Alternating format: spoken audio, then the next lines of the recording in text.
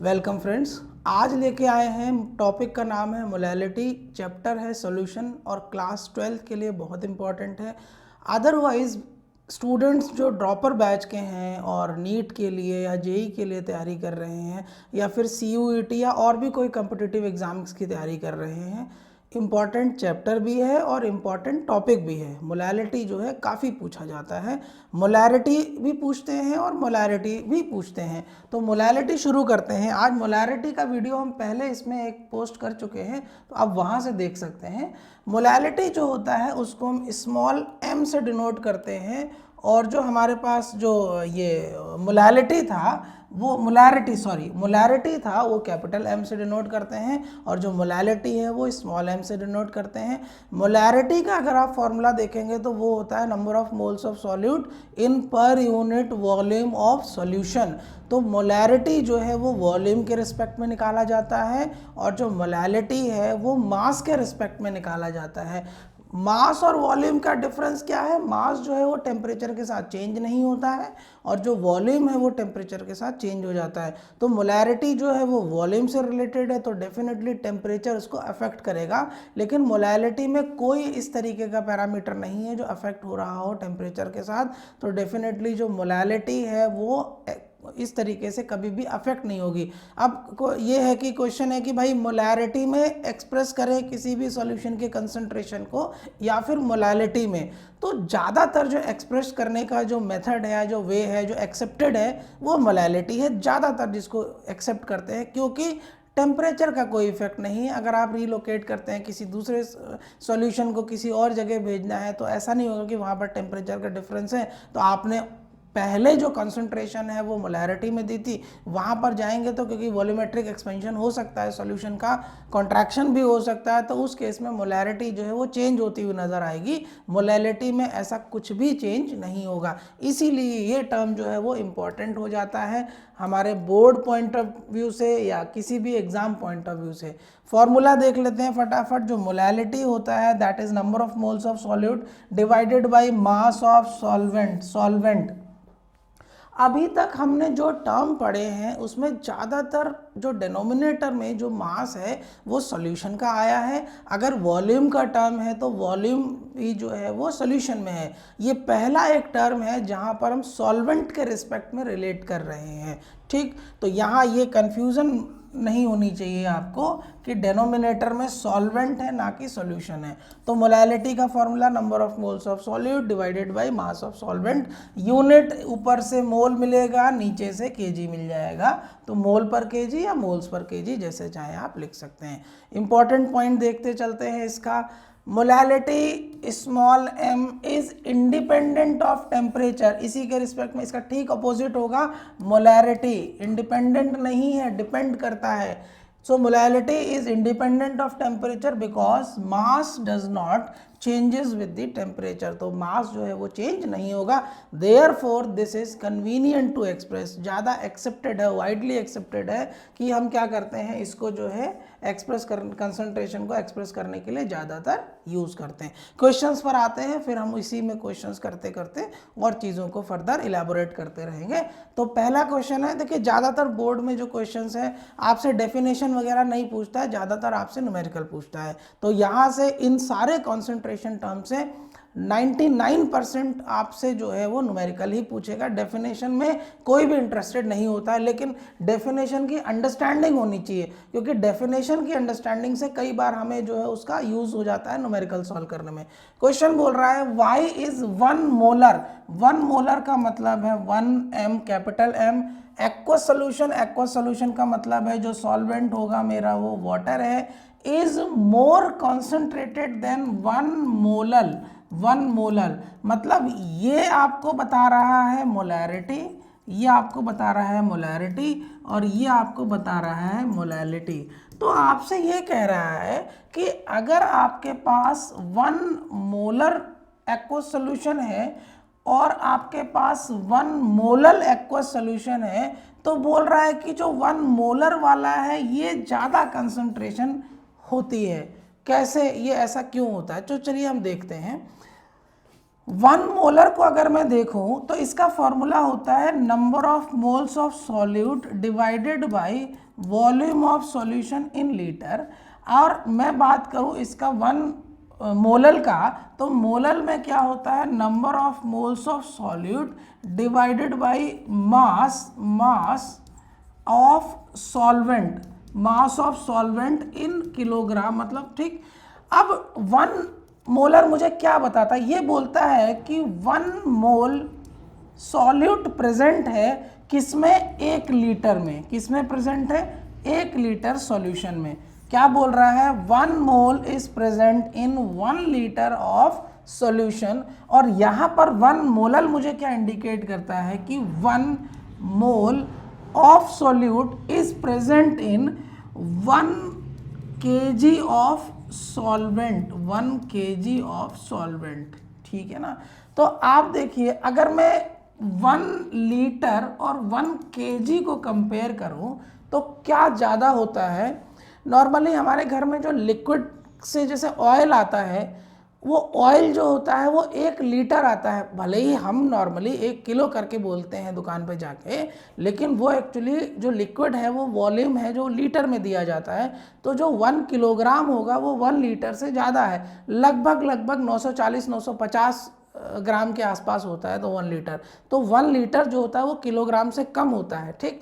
अब देखिए यहाँ पर जो 1 लीटर, 1 मोल कितने में प्रेजेंट है, 1 लीटर में। यहाँ पर 1 मोल कितने में प्रेजेंट है, 1। तो 1 किलोग्राम जो क्वांटिटी है ज़्यादा है, इसका मतलब 1 मोल कम क्वांटिटी में प्रेजेंट है और 1 मोल ज़्यादा क्वांटिटी में प्रेजेंट है। तो डेफिनेटली 1 मोल जो कम क्वांटिटी में होगा उसका कॉन्सेंट्रेशन जो होगा वो ज़्यादा हो जाएगा।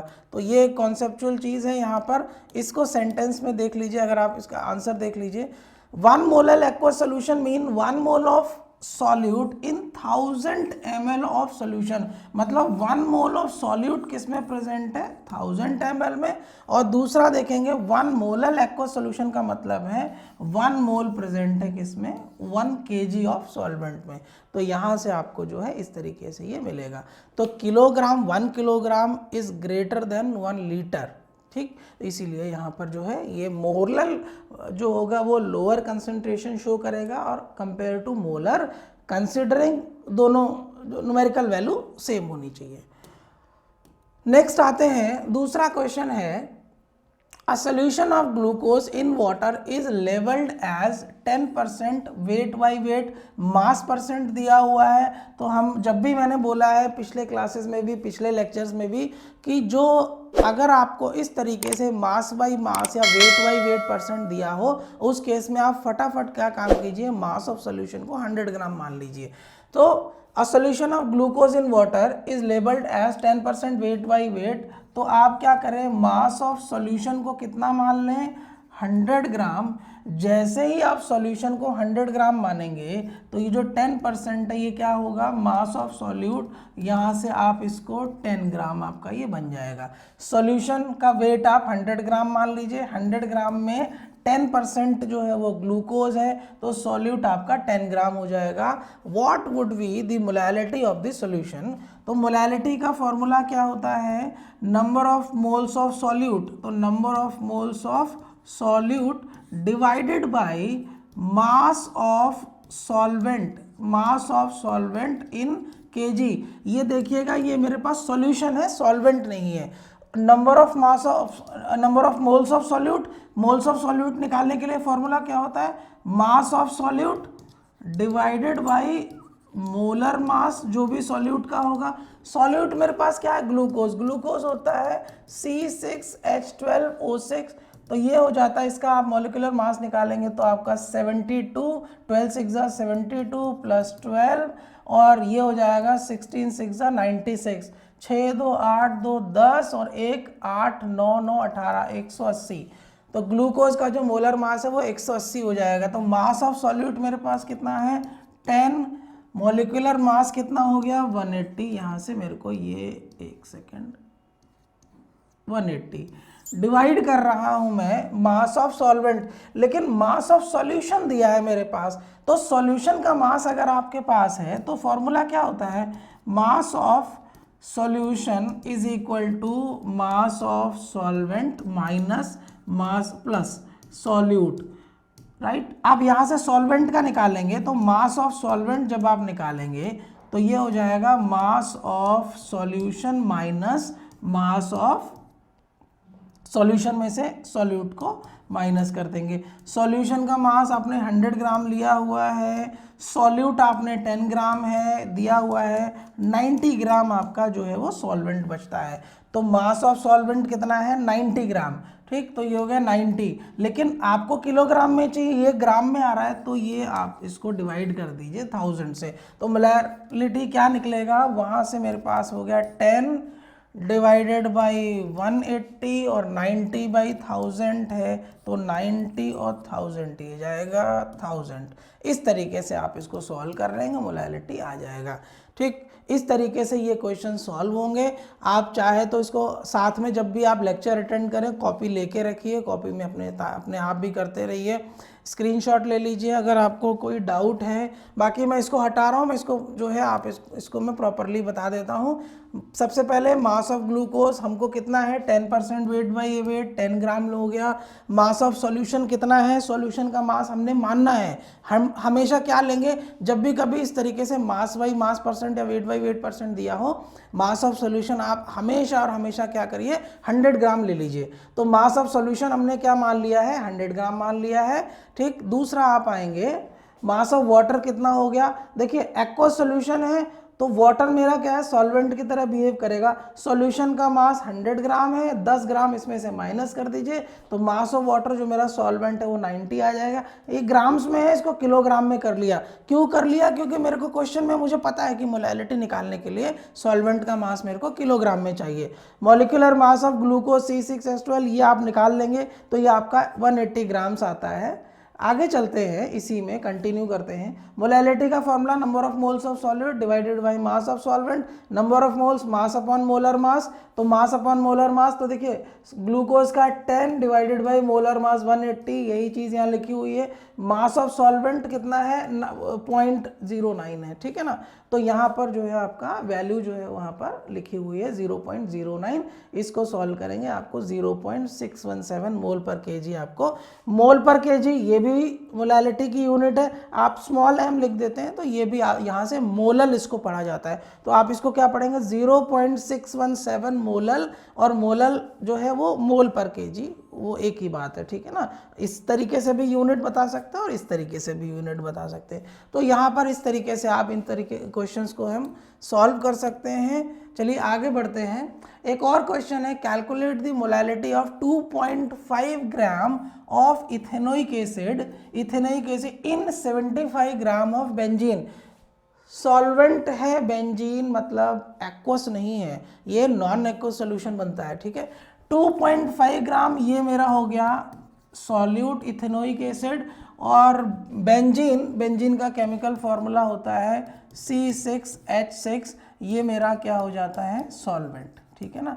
तो क्या बोल रहा है कि 75 ग्राम, यहाँ पर ये क्या है C6H6 है, 75 ग्राम जो कि मेरा क्या है सॉल्वेंट है, इसमें ऐड किया जाता है एसिटिक एसिड, मतलब ये उसका कॉमन नेम है acetic acid, ethanoic acid CH3COH, ये कितना ऐड कर रहा है 2.5 ग्राम। आपसे बोल रहा है मोलैलिटी निकालिए, तो मोलैलिटी जो होता है number of moles of solute divided by mass of solvent. तो number of moles of solute मेरा क्या है इथेनोइक एसिड है, और ये हो जाएगा मास ऑफ सॉल्वेंट, ये केजी में होना चाहिए। Number of moles of solute का फॉर्मूला क्या होता है mass of solute divided by molar mass. अब मास ऑफ सॉल्यूट कितना दे रखा है 2.5 ग्राम, 2 पॉइंट है ये 2.5 ग्राम डिवाइड करेंगे मोलर मास से।